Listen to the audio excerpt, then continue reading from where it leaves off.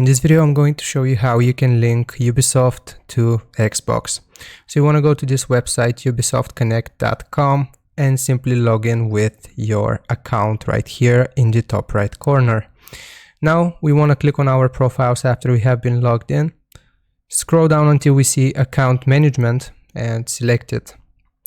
So from here, if we go to account information and we scroll down, we will see the option to link to Xbox. So all we gotta do is press on this link, read this information, click on continue, and another pop-up window will show, allowing us to authorize our Ubisoft to our Microsoft account. Now make sure that this is the correct email that you use for your Xbox account.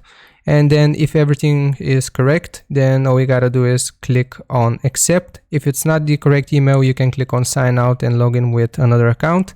But after you have clicked on accept, then this will link your Xbox to your Ubisoft. So I hope this was helpful. Don't forget to like and sub, and I'll see you next time.